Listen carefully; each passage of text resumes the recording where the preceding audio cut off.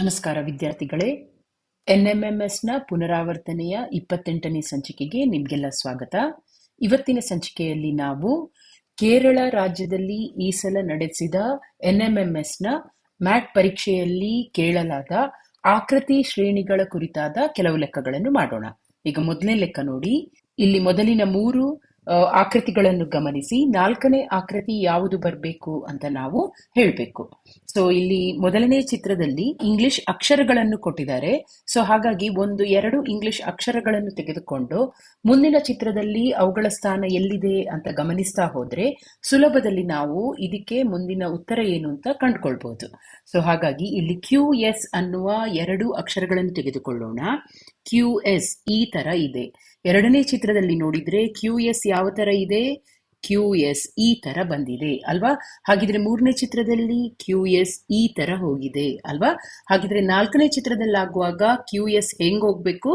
ಈ ತರ ಬರ್ಬೇಕು. ಅಂದ್ರೆ Q ಇಲ್ಲಿ ಬರ್ಬೇಕು, S ಇಲ್ಲಿಗೆ ಬರ್ಬೇಕು ಅಲ್ವಾ? ಈ ತರ ನೋಡಿದ್ರೆ ಯಾವ ಚಿತ್ರದಲ್ಲಿ ಆಗಿದೆ? ಇಲ್ಲಿ ಗಮನಿಸಿದ್ರೆ QS ಆ ತರ ಹೋಗಿರೋದು 4ನೇ ಚಿತ್ರದಲ್ಲಿ ಇದೆ. ಅರ್ಥ ಆಯ್ತಲ್ವಾ? ಹಾಗಿದ್ರೆ ಇಲ್ಲಿ ಸರಿಯಾದ ಉತ್ತರ ಯಾವುದು? ಆಪ್ಷನ್ ಡಿ ಸರಿಯಾದ ಉತ್ತರ. ಸರಿ, ಈಗ ಎರಡನೇ ಲೆಕ್ಕ ಮಾಡೋಣ.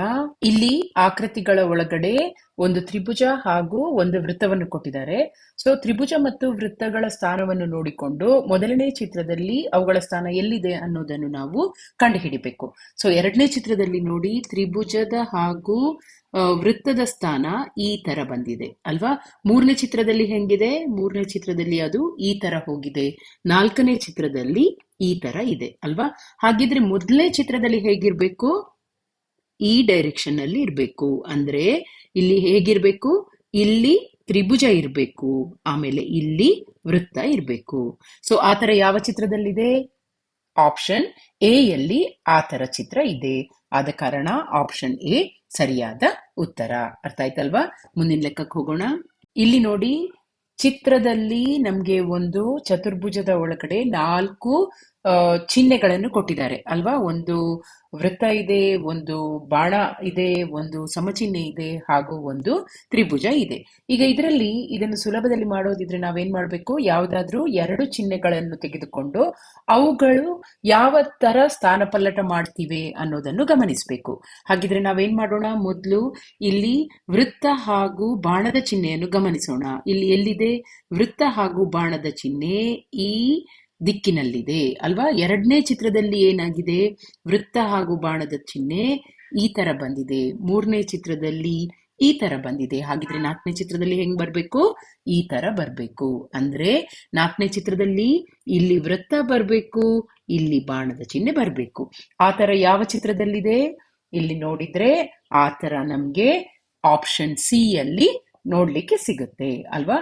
ಆದ ಕಾರಣ ಸರಿಯಾದ ಉತ್ತರ ಯಾವುದು? Option C. ಅರ್ಥ ಆಯ್ತಲ್ವಾ? ಸರಿ, ಮುಂದಿನ ಲೆಕ್ಕಕ್ಕೆ ಹೋಗೋಣ. ಇಲ್ಲಿ 3 ಚಿತ್ರಗಳನ್ನು ಕೊಟ್ಟು 4ನೇ ಚಿತ್ರ ಯಾವುದು ಅಂತ ಕೇಳಿದ್ದಾರೆ. ನಾವು ಈ 3 ಚಿತ್ರಗಳನ್ನು ಸರಿಯಾಗಿ ಗಮನಿಸಿದ್ರೆ ಸುಲಭದಲ್ಲಿ ನಮ್ಗೆ ಗೊತ್ತಾಗತ್ತೆ ಇದಕ್ಕೆ ಸರಿಯಾದ ಉತ್ತರ ಆಪ್ಷನ್ ಎ ಅಲ್ವಾ? ಯಾಕೆ? 1ನೇ ಚಿತ್ರದಲ್ಲಿ ಇಲ್ಲಿ ಒಂದು ಚೌಕದ ಕೆಳಗಡೆ ಒಂದು ಗೆರೆ ಇದೆ. 2ನೇ ಚಿತ್ರದಲ್ಲಿ 2 ಗೆರೆ ಇದೆ. 3ನೇ ಚಿತ್ರದಲ್ಲಿ ಸುತ್ತ 3 ಗೆರೆ ಇದೆ. ಹಾಗಿದ್ರೆ 4ನೇ ಚಿತ್ರದಲ್ಲಿ ಏನಾಗಬೇಕು? ಚೌಕದ ಸುತ್ತ 4 ಗೆರೆ ಬರಬೇಕು. ಹಾಗಾಗಿ ಆಪ್ಷನ್ ಎ ಸರಿಯಾದ ಉತ್ತರ. ಅರ್ಥ ಆಯ್ತಲ್ವಾ? ಮುಂದಿನ ಲೆಕ್ಕಕ್ಕೆ ಹೋಗೋಣ. ಇಲ್ಲಿ ಕೊಟ್ಟಿರುವ ಚಿತ್ರಗಳನ್ನು ಗಮನಿಸಿ 4ನೇ ಚಿತ್ರ ಯಾವುದು ಬರಬೇಕು ಅಂತ ನಾವು ಹೇಳಬೇಕು. ಸೊ ಮೊದಲಿನ ತರನೇ ಇಲ್ಲಿ 2 ಚಿಹ್ನೆಗಳನ್ನು ಮಾತ್ರ ನಾವು ಗಮನಿಸ್ತಾ ಹೋಗೋಣ. ಇಲ್ಲಿ ನೋಡಿ, ಇದು ಯು ಆಕಾರದಲ್ಲಿದೆ, ಅದು ಮೇಲೆ ನೋಡ್ತಾ ಇದೆ. ಇಲ್ಲಿ ಇದು ಬಲಕ್ಕೆ ತಿರುಗಿದೆ ಅಲ್ವಾ? ಎರಡನೇ ಚಿತ್ರದಲ್ಲಿ ಇವೆರಡು ಎಲ್ಲಿವೆ ಅಂತ ನೋಡಿದ್ರೆ ಇಲ್ಲಿ ಮೇಲ್ಗಡೆ ನೋಡುವಂತಹ ಯು ಆಕಾರ ಸಿಗುತ್ತೆ, ಇಲ್ಲಿ ಬಲಕ್ಕೆ ನೋಡುವಂತಹ ಯು ಶೇಪ್ ಸಿಗುತ್ತೆ ಅಲ್ವಾ? ಹಾಗಿದ್ರೆ ಮೂರನೇ ಚಿತ್ರದಲ್ಲಿ ಅದು ಎಲ್ಲಿದೆ? ಯು ಇಲ್ಲಿ ಇದೆ, ಬಲಕ್ಕೆ ತಿರುಗಿರೋದು ಇಲ್ಲಿ ಇದೆ ಅಲ್ವಾ? ಹಾಗಿದ್ರೆ 4ನೇ ಚಿತ್ರದಲ್ಲಿ ಇವೆರಡು ಎಲ್ಲಿ ಬರಬೇಕು?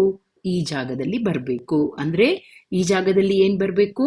ಇಲ್ಲಿ ಈ ತರ ಮೇಲೆ ನೋಡುವಂತಹ ಆಕೃತಿ ಬರಬೇಕು. ಇಲ್ಲಿ ಬಲಕ್ಕೆ ತಿರುಗಿದಂತಹ ಈ ಆಕೃತಿ ಬರಬೇಕು. ಸೊ ಇದು ಯಾವ ಆಪ್ಷನ್ ನಲ್ಲಿದೆ? ಆಪ್ಷನ್ ಎ ಯಲ್ಲಿ ನೋಡ್ಲಿಕ್ಕೆ ಸಿಗುತ್ತೆ ಅಲ್ವಾ? ಸೊ ಹಾಗಾಗಿ ಇದಕ್ಕೆ ಸರಿಯಾದ ಉತ್ತರ ಯಾವುದು? Option A. ಅರ್ಥ ಆಯ್ತಲ್ವಾ? ಸರಿ, ಈಗ ಮುಂದಿನ ಲೆಕ್ಕ ಮಾಡೋಣ. ಇಲ್ಲಿ ಒಂದು ಆಕೃತಿಯನ್ನು ಕೊಟ್ಟು ಆಕೃತಿಯನ್ನು ಪೂರ್ಣಗೊಳಿಸಿ ಅಂತ ಹೇಳಿದ್ದಾರೆ. ಈ ಆಕೃತಿಯಲ್ಲಿ 4 ಭಾಗಗಳಿವೆ, 3 ಭಾಗ ಕೊಟ್ಟಿದ್ದಾರೆ. 4ನೇ ಭಾಗ ಯಾವುದು ಅನ್ನೋದನ್ನು ನಾವು ಕಂಡುಹಿಡಿಬೇಕು. ಸೊ ಇಲ್ಲಿ ಕೊಟ್ಟಿರುವ 4 ಆಯ್ಕೆಗಳನ್ನು ಗಮನಿಸಿ ಹಾಗೂ ಈ ಚಿತ್ರವನ್ನು ಸರಿಯಾಗಿ ಗಮನಿಸಿ. ಈ 4ನೇ ಭಾಗಕ್ಕೆ ಯಾವ ಚಿತ್ರ ಸರಿ ಹೊಂದುತ್ತೆ ಹೇಳ್ಬೋದಾ? ಈ 4ನೇ ಭಾಗದಲ್ಲಿ ಯಾವ ತರ ಬರುತ್ತೆ? ಈ ತರ ಬಂದು ಆ ಗೆರೆಗಳು ಯಾವ ತರ ಇರಬೇಕು ಅದನ್ನು ಒಂದು ಸಲ ಗಮನಿಸಿ. ಈ ಮೇಲಿನ 2 ಚೌಕಗಳನ್ನು ಗಮನಿಸಿದ್ರೆ ನೀವು ನೋಡಬಹುದು, ಈ ತರ ಗೆರೆ ಇಲ್ಲಿ ಇದ್ರೆ ಇಲ್ಲಿ ಈ ತರ ಗೆರೆ ಇದೆ ಅಲ್ವಾ? ಹಾಗೆ ಇಲ್ಲಿ ಕೆಳಗಿನ 2 ತ್ರಿಭುಜಗಳ ಒಳಗಿನ ಗೆರೆಗಳನ್ನು ಗಮನಿಸಿದ್ರೆ ಇಲ್ಲಿ ಈ ತರ ಇದ್ರೆ, ಹಾಗಿದ್ರೆ ಇಲ್ಲಿ ಯಾವ ತರ ಬರಬೇಕು? ಅದರ ಉಲ್ಟಾ ಡೈರೆಕ್ಷನ್ ಅಲ್ಲಿ ಈ ತರ ಬರಬೇಕು ಅಲ್ವಾ? ಸೊ ಈ ತರ ಬರಬೇಕು. ಈ ತರ ಯಾವ ಚಿತ್ರದಲ್ಲಿದೆ? ಚಿತ್ರಗಳನ್ನು ಗಮನಿಸಿದ್ರೆ ನಾವು ಹೇಳಬಹುದು ಆಪ್ಷನ್ ಸಿ ಸರಿಯಾದ ಉತ್ತರ. ಅರ್ಥ ಆಯ್ತಲ್ವಾ? ಸರಿ, ಮುಂದಿನ ಲೆಕ್ಕಕ್ಕೆ ಹೋಗೋಣ. ಸರಿ, ಈ 7ನೇ ಲೆಕ್ಕದಲ್ಲೂ ಹಾಗೆ ಆಕೃತಿಯನ್ನು ನಾವು ಪೂರ್ಣಗೊಳಿಸಬೇಕು. ಸೊ ಇಲ್ಲಿ ಯಾವ ಭಾಗವನ್ನು ಅಲ್ಲಿ ನಾವು ಹಾಕಬೇಕು? ಸರಿಯಾಗಿ ಆಯ್ಕೆಗಳನ್ನು ಗಮನಿಸಿ ಹಾಗೂ ಕೊಟ್ಟಿರುವ ಚಿತ್ರವನ್ನು ಗಮನಿಸಿ.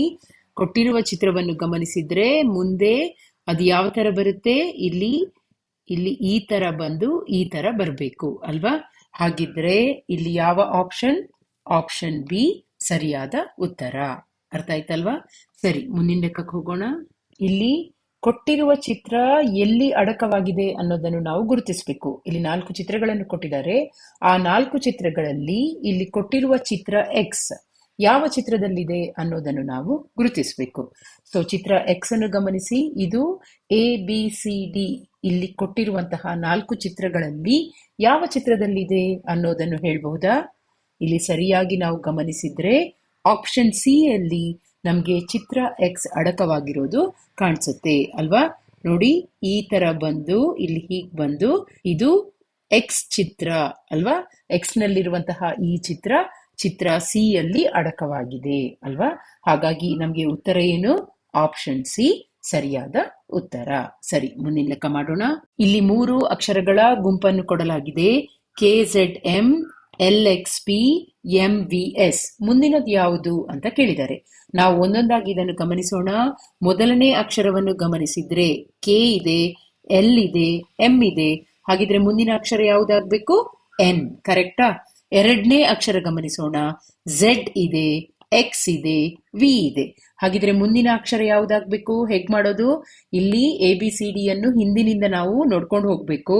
ಮೊದಲು Z, Y, X, W, V, U, T, S ಈ ತರ ಅಲ್ವಾ?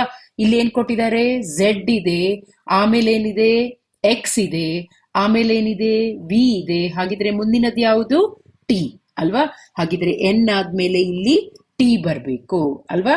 ಈಗ 3ನೇ ಅಕ್ಷರ ಗಮನಿಸೋಣ. 3ನೇ ಅಕ್ಷರ ಏನಿದೆ? MPS ಅಂದ್ರೆ ಎಂ ಆದ್ಮೇಲೆ ಏನಿದೆ? MNO ಬಿಟ್ಟು ಪಿ ಕೊಟ್ಟಿದ್ದಾರೆ. ನೆಕ್ಸ್ಟ್ QR ಬಿಟ್ಟು ಎಸ್ ಕೊಟ್ಟಿದ್ದಾರೆ. ಮುಂದಿನದೇನಾಗತ್ತೆ? ಎಸ್ ಆದ್ಮೇಲೆ TU ಬಿಟ್ಟು ವಿ ಬರಬೇಕು ಅಲ್ವಾ? ಸೊ ಹಾಗಾಗಿ ಇಲ್ಲಿ ಏನಾಗಿದೆ? ಎಂ ಆದ್ಮೇಲೆ 2 ಅಕ್ಷರ ಜಂಪ್ ಆಗಿದೆ, ಪಿ ಆದ್ಮೇಲೆ 2 ಅಕ್ಷರ ಜಂಪ್ ಆಗಿದೆ, ಎಸ್ ಆದ್ಮೇಲೆ 2 ಅಕ್ಷರ ಜಂಪ್. ಹಾಗಿದ್ರೆ ಇಲ್ಲಿ ಏನ್ ಬರುತ್ತೆ? ವಿ ಅನ್ನೋ ಅಕ್ಷರ ಬರುತ್ತೆ. ಎಲ್ಲಿದೆ? NTV ಅನ್ನೋದು ಆಪ್ಷನ್ ಸಿ ಅಲ್ಲಿ ಇದೆ. ಅರ್ಥ ಆಯ್ತಲ್ವಾ? ಅಂತಹುದೇ ಇನ್ನೊಂದು ಲೆಕ್ಕವನ್ನು ಇಲ್ಲಿ ಮಾಡೋಣ. ಇಲ್ಲಿ ಏನ್ ಕೊಟ್ಟಿದ್ದಾರೆ? KEL NDM QCN ಅಂತ ಕೊಟ್ಟಿದ್ದಾರೆ. ಮುಂದಿನ ಅಕ್ಷರದ ಗುಂಪು ಯಾವುದು ಅಂತ ನಾವು ಹೇಳ್ಬೇಕು. ಸೊ ಇಲ್ಲೂ ಹಾಗೆ ಒಂದೊಂದಾಗಿ ಅಕ್ಷರಗಳನ್ನು ಗಮನಿಸುತ್ತಾ ಹೋಗೋಣ. ಇಲ್ಲಿ ಮೊದಲಿನ ಅಕ್ಷರ ಏನಿದೆ? ಕೆ, ಆಮೇಲೆ ಎನ್, ಆಮೇಲೆ ಕ್ಯೂ. ಕೆ ಆಮೇಲೆ ಎನ್. ಕೆ ಆದ್ಮೇಲೆ KLM ಬಿಟ್ಟು ಎನ್ ಬಂದಿದೆ. ಆಮೇಲೆ ಇಲ್ಲೇನಾಗಿದೆ? NOP ಬಿಟ್ಟು ಕ್ಯೂ ಬಂದಿದೆ. ಹಾಗಿದ್ರೆ ಮುಂದಿನದು ಕ್ಯೂ ಆದ್ಮೇಲೆ RS ಬಿಟ್ಟು ಏನ್ ಬರ್ಬೇಕು? ಟಿ ಬರ್ಬೇಕು. ಹಾಗಿದ್ರೆ ಮೊದಲನೇ ಅಕ್ಷರ ಟಿ ಅಲ್ವಾ? ಈಗ ಎರಡನೇ ಅಕ್ಷರ ಗಮನಿಸೋಣ. ಏನಿದೆ? ಎರಡನೇ ಅಕ್ಷರ EDC. Correct, EDC. ಹಾಗಿದ್ರೆ ಮುಂದಿನ ಅಕ್ಷರ ಏನು?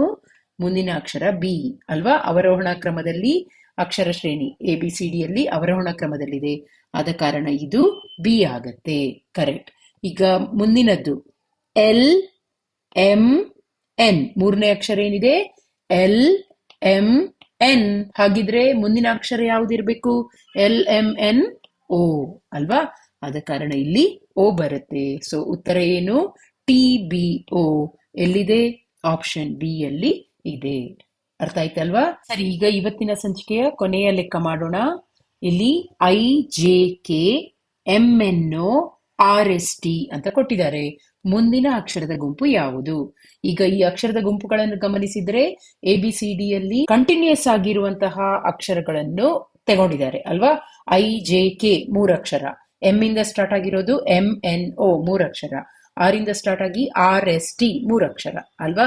ಹಾಗಿದ್ರೆ ಮುಂದಿನದು ಯಾವುದು? ಈಗ ಹೇಗ್ ಮಾಡೋದು? ಈ ಗುಂಪಿನ ಮೊದಲಿನ ಅಕ್ಷರಗಳನ್ನು ಗಮನಿಸುವ ಬದಲು ಕೊನೆಯ ಅಕ್ಷರಗಳನ್ನು ಗಮನಿಸೋಣ. ಕೆ ಇದೆ, ಓ ಇದೆ, ಟಿ ಇದೆ ಅಲ್ವಾ? ಸೊ ಕೆ ಆದ್ಮೇಲೆ ಏನ್ ಬಂದಿದೆ? ಐ ಜೆ ಕೆ ಎಲ್ ಬಿಟ್ಟು ಎಂ ಅಲ್ವಾ? ಸೊ ಒಂದು ಅಕ್ಷರ ಇಲ್ಲಿ ಜಂಪ್ ಆಗಿದೆ. MNO ಆದ್ಮೇಲೆ ಏನಾಗಿದೆ? ಪಿ ಕ್ಯೂ ಬಿಟ್ಟು ಆರ್ ಅಂದ್ರೆ 2 ಅಕ್ಷರ. ಸೊ ಮೊದಲು ಒಂದು ಅಕ್ಷರ ಜಂಪ್ ಆಗಿದೆ, ಆಮೇಲೆ 2 ಅಕ್ಷರ ಜಂಪ್ ಆಗಿದೆ. ಹಾಗಿದ್ರೆ ಇಲ್ಲಿ ಎಷ್ಟಾಗ್ಬೇಕು? 3 ಅಕ್ಷರ ಜಂಪ್ ಆಗ್ಬೇಕು. ಹಾಗಿದ್ರೆ ಟಿ ಆದ್ಮೇಲೆ UVW 3 ಅಕ್ಷರ ಬಿಟ್ಟು XYZ ಅಂತ ಬರ್ಬೇಕು ಅಲ್ವಾ? ಹಾಗಿದ್ರೆ ಇಲ್ಲಿ ಉತ್ತರ ಎಲ್ಲಿದೆ? XYZ ಅನ್ನೋದು ಆಪ್ಷನ್ ಎ ಯಲ್ಲಿ ಇದೆ. ಸೊ ಈ ತರ ಬೇರೆ ಬೇರೆ ನಾವು ಪ್ಯಾಟರ್ನ್ ಅನ್ನು ಗಮನಿಸುತ್ತಾ ಅಕ್ಷರ ಶ್ರೇಣಿಗಳನ್ನು ಪೂರ್ಣಗೊಳಿಸಬೇಕು. ಅರ್ಥ ಆಯ್ತಲ್ವಾ? ಸರಿ, ಹಾಗಿದ್ರೆ ನಿರಂತರ ಅಭ್ಯಾಸ ಮಾಡ್ತಾ ಇರಿ. ಮುಂದಿನ ಸಂಚಿಕೆಯಲ್ಲಿ ಮತ್ತಷ್ಟು ಲೆಕ್ಕಗಳನ್ನು ಮಾಡೋಣ. All the best.